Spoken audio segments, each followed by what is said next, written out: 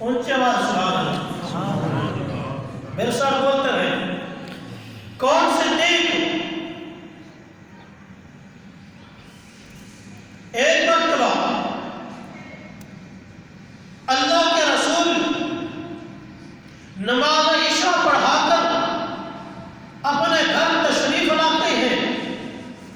حضرت امی عائشہ صدیقہ رضی اللہ تعالی عنہا نے اپنا سر میرے پیغمبر کی جھولی میں رکھ دیا اور نگاہ آسمان کی طرف کی. حضرت عائشہ نے دیکھا آسمان پر ستارے چمک رہے ہیں. حضرت عائشہ نے میرے پیغمبر سے سوال کر دیا کہ اے اللہ کے رسول، یہ تو بتلائیے کہ آسمان پر جتنے ستارے چمک رہے ہیں ان ستاروں کی تعداد کے برابر کسی کی نیکیاں ہو سکتی ہے؟ کیا ان ستاروں کی تعداد کے برابر کسی کے نیک اعمال ہو سکتے ہیں؟ اللہ کے پیغمبر نے فرمایا ہاں عائشہ، آسمان پر جتنے ستارے چمک رہے ہیں ان ستاروں کی تعداد کے برابر فاروق اعظم کی نیکیاں ہے. ان ستاروں کی تعداد کے برابر خطاب کے بیٹے عمر کی نیکیاں ہیں. تو امی عائشہ صدیقہ نے دوبارہ سوال کر دیا کہ اے اللہ کے رسول، اگر ان ستاروں کی تعداد کے برابر حضرت عمر کی نیکیاں ہیں تو بتلائیے میرے ابو بکر صدیق کی کتنی نیکیاں ہیں؟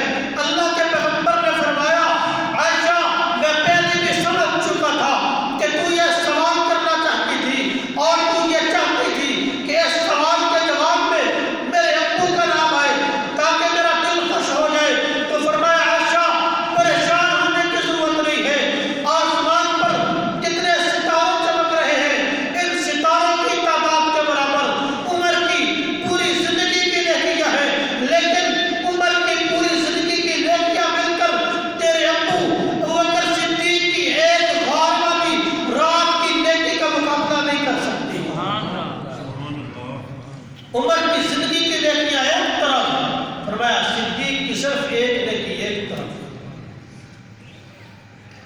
جب حضرت عمر کو پتہ چلا کہ صدیق اکبر کی نیکیاں، کہ میری پوری زندگی کی نیکیاں صدیق کی ایک نیکی کا مقابلہ نہیں کر سکتی، تو صدیق اکبر کے پاس آئے اور کہا اے صدیق، آج ایک سودا کرنا چاہتا ہوں.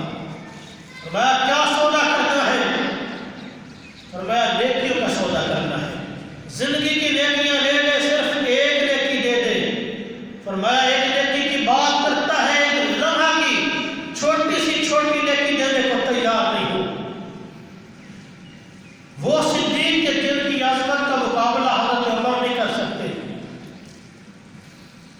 گرامی قدر سامعین، کون صدیق؟ ایک مرتبہ نبی کریم صلی اللہ علیہ وسلم تشریف فرما ہے، سات صحابہ کرام رضوان اللہ تعالی علیہ مجمعین بھی موجود ہیں. تو آپ صلی اللہ علیہ وسلم نے ارشاد فرمایا کہ روز قیامت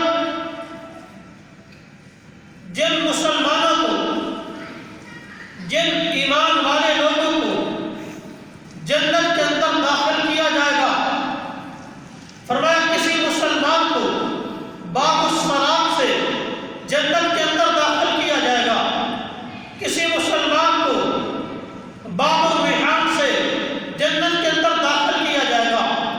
جو شخص دنیا میں صدقہ خیرات زیادہ کرتا ہوگا اس کو باب الصدقہ سے جنت کے اندر داخل کیا جائے گا. یوں اللہ کے پیغمبر جنت میں جانے والوں کی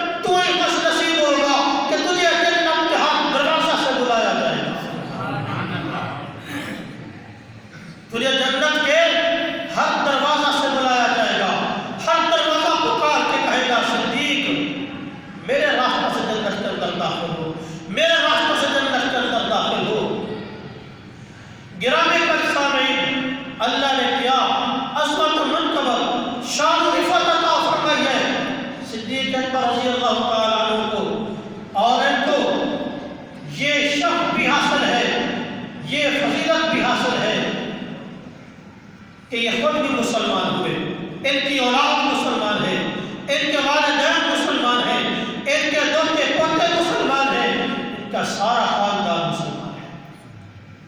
یہ فضیلت بھی اللہ نے کسی اور کو عطا نہیں فرمائی۔ کون صدیق؟ آپ صلی اللہ علیہ وسلم